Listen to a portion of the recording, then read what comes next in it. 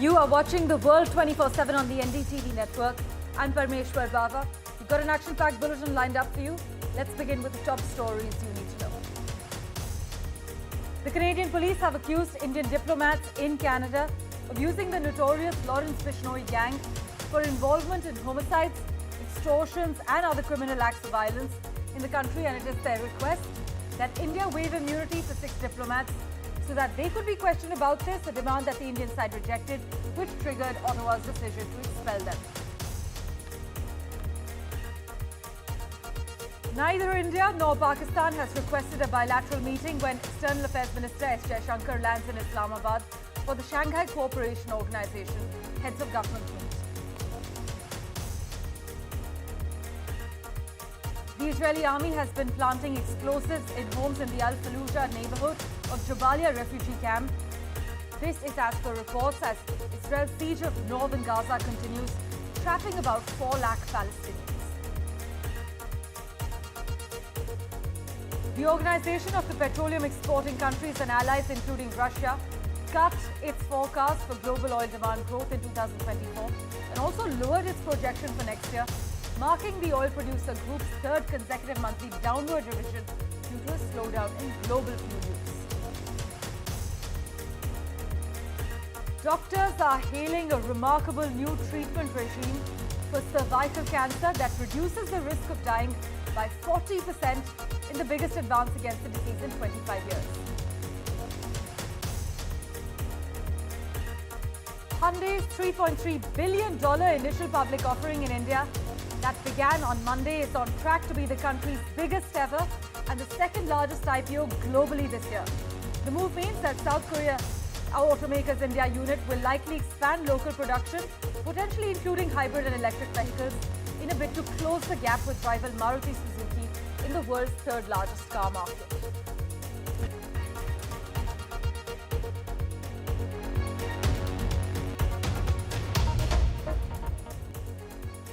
Well, our big focus, Canadian police have accused Indian diplomats and consular staff of clandestine and criminal activities in the country, hours after senior diplomats were expelled from both countries in an escalating geopolitical row.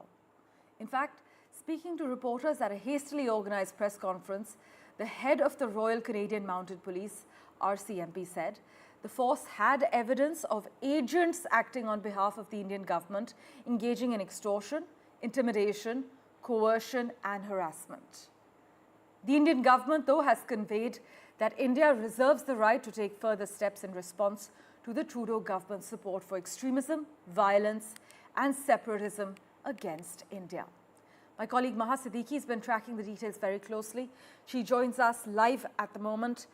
Maha, a day of fast-moving developments. So now the Ministry of External Affairs has vehemently rejected Canada's allegations, saying that on the pretext of an investigation, there is a deliberate strategy of smearing India for political gains? Yes, absolutely. And India has been saying this for a long time. India has said that all the allegations that have been made against the country, starting from Justin Trudeau making a statement in Parliament last year in September, alleging that there was an involvement of Indian government agents in the killing of Hardeep Singh Nijjar in Surrey in British Columbia and Canada, these allegations are baseless. And India has once again reiterated this fact as Canada conveyed to India that the RCMP report, which you just mentioned, in fact, the press conference was held after this report details were communicated to the Indian side, suggesting that even the Indian High Commissioner Sanjay Verma was a person of interest in the investigation in the killing of Hardeep Singh Nijjar, after which it was indicated by Canada that it would be expelling the Indian diplomats, and therefore India withdrew 6 of the diplomats, including the High Commissioner Sanjay Verma from Ottawa.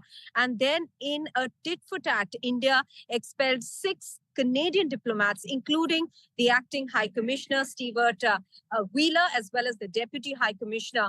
This marks another low, as we are seeing, and a major low, plummeting ties between the two countries, Parmeshwar, which we haven't seen with very many countries. In fact, the closest example to this is only Pakistan, where India, in fact, had withdrawn or recalled rather its High Commissioner, and so did Pakistan. So clearly you can draw parallels as to how serious the situation at the moment is diplomatically between India and Canada, with allegations going back and forth between the two sides. And as a connected, in fact, related matter across the border in the United States, we'll be seeing the Indian Inquiry Committee team that was constituted to look into similar allegations from the United States side with regards to a foiled assassination attempt on Gurpatwant Singh Pannu.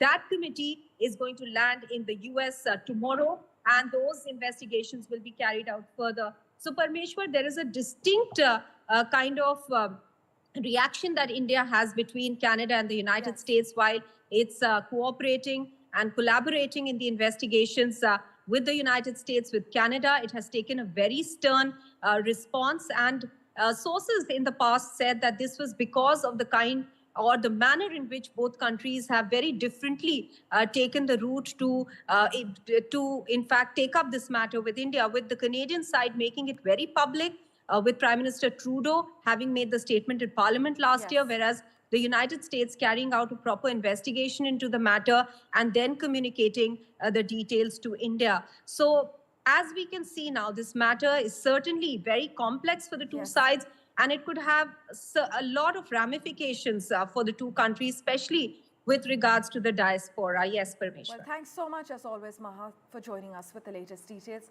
For a quick comment, we also have with us Terry Milewski, retired senior correspondent from CBC. Thank you so much, sir, for making time for us on NDTV. Would you say this is the lowest point in India-Canada relations? Are we looking at a full-blown economic fallout, or is there still room for damage control? How are you seeing these latest developments? What are you picking up on? Well, I previously said a year ago when Trudeau began these allegations that India was involved in the murder of Hardeep Singh Nijjar, that their relations couldn't get any worse. Turns out I was wrong. They did get worse. Now they've hit bottom. I don't see where you go after. You're not kicking out junior diplomats, you're kicking out the top diplomats. The only way out now is for the facts to come out, to see who's right and who's wrong. It turns out I would guess that it will turn out that both sides are wrong.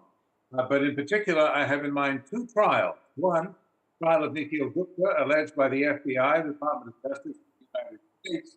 A whole lot of detailed wiretaps and interesting evidence to have been the handler from New Delhi, handling on behalf of agents of the Indian intelligence services, gangsters who were sent out to murder Khalistanis in Canada and in New York, meaning Gurpatwant Singh Pannu of Seats for Justice and Hardeep Singh Nijjar. The second trial we have to watch is that of the four goons that were hired to kill Nijjar.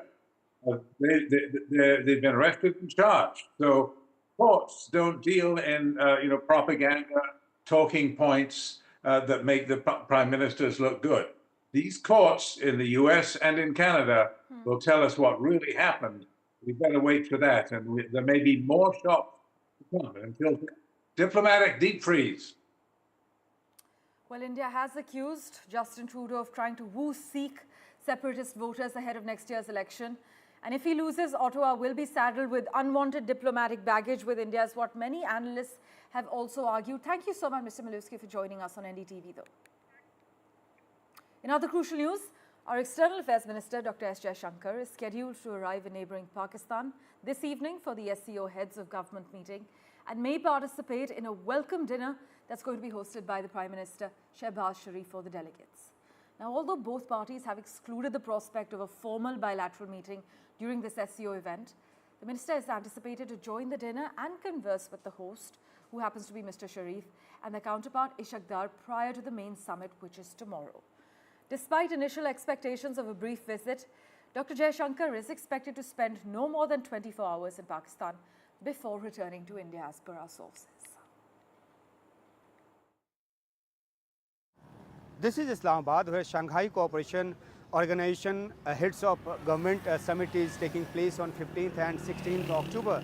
City is decked up with lights and beautifications. Heavy security deployment can be seen in and around the city. In fact, Islamabad is under strict security lockdown. More than 9,000 security personnel have been deployed. Chinese Premier Li Qiang has already landed in the city, and leaders from other member countries will be landing on 15th afternoon or in the evening.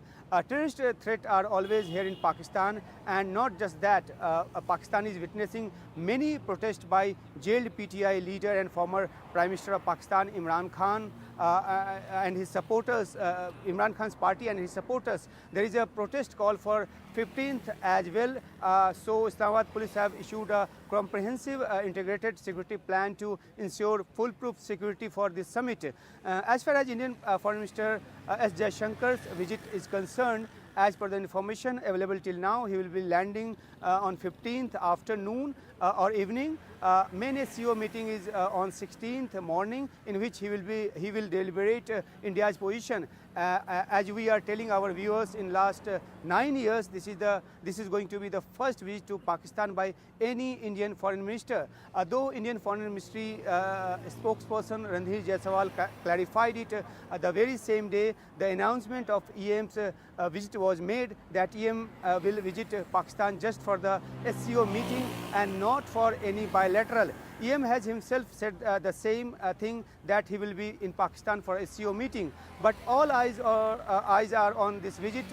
If there would be anything in terms of melting the ice between India and Pakistan. As Pakistan Foreign Minister Ishaq Dar, and today Pakistan Foreign Ministry spokesperson Mumtaz Zahra Baloch has also said that neither India nor Pakistan has requested a bilateral meeting in the sidelines of Shanghai Cooperation Organization heads of the government meet.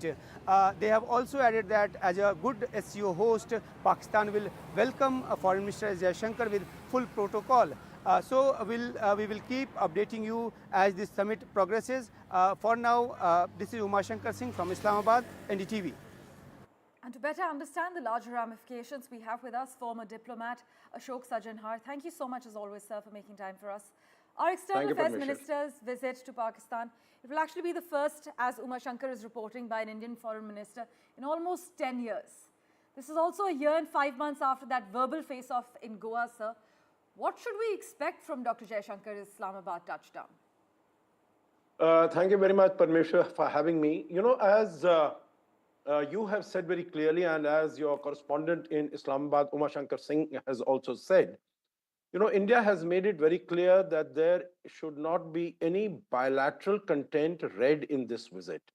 This is purely for a multilateral event. The fact that it is taking place in Islamabad is purely incidental. It is, you know, these opportunities come to different countries by rotation. And it happens to be Pakistan's turn to host this meeting. So there is no bilateral significance as far as Dr. Jaishankar's visit is concerned. He is going to participate in the SCO deliberations. SCO is a very important institution as far as India is concerned. So India is being represented in all the earlier meetings also since 2017. Indian participation in these heads of government meeting, which is at the Prime Minister's level, has always been at the level of the External Affairs Minister, once at the level of the Defense Minister. So India is following its past practice, its protocol in terms of participation, and there should be no bilateral meaning read into this visit. But sir, geopolitical watchers meanwhile highlight that while Dr. Jaishankar's visit signals the opening of a window of opportunity for further engagement, the aggressive Indian response in Goa last year and at the UN General Assembly this year is indication that he will not take any provocative statement from Pakistan, whether it's on Kashmir or terrorism, etc., lying down. For Pakistan, sir, is this likely to be a fraught moment? Well, you know, the ball is very much, Parmeshwar, in Pakistan's court, because India has very categorically stated, you know, after 2019, Pulwama first in February, followed by Balakot. And I think we drew the red line there that talks and terror will not go together. And we see that there has not been any constructive move forward as far as Pakistan is concerned. We are seeing, as far as terrorist action is concerned, although in February 2021 there was a ceasefire across the line of control that was signed. But in recent months, we have seen that terrorist actions in the Jammu region, they have escalated. And also we have found that after the August 2019 abrogation of Article 370, as far as Pakistan is concerned, it continues, it withdrew its High Commissioner at that time. India also recalled its High Commissioner. Yes. But it has made normalization of relations between the two countries contingent upon restoration of Article 370. Pakistan has no locus standi as far as that issue is concerned. It's a purely domestic issue, constitutional issue as far as India is concerned. So I think, as I said right at the beginning, the ball is in Pakistan's court, but Pakistan doesn't seem to be doing anything about it in terms of taking care of Indian sensitivities and Indian concerns.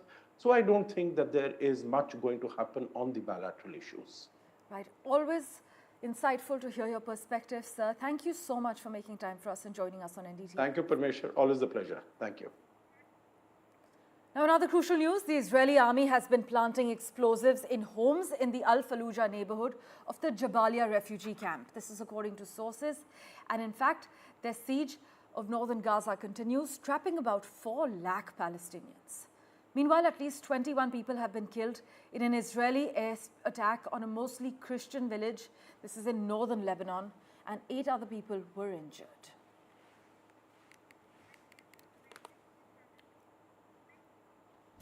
As always, news and updates continue in a moment right after this very short break. Don't go anywhere.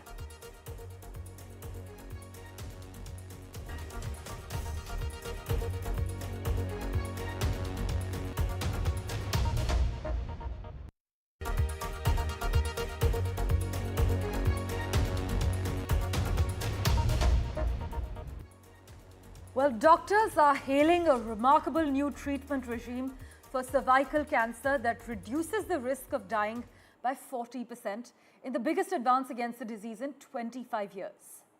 Cervical cancer, by the way, is the 4th most common cancer in women globally, with about 6,60,000 new cases and 3,50,000 deaths every year, according to the World Health Organization.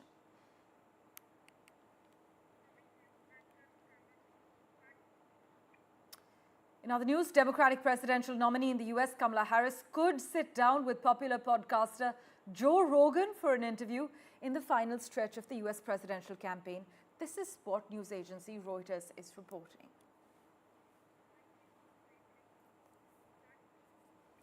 Thanks for investing your time in watching this edition of The World 24/7. We'll keep tracking the latest for you. Do stay tuned.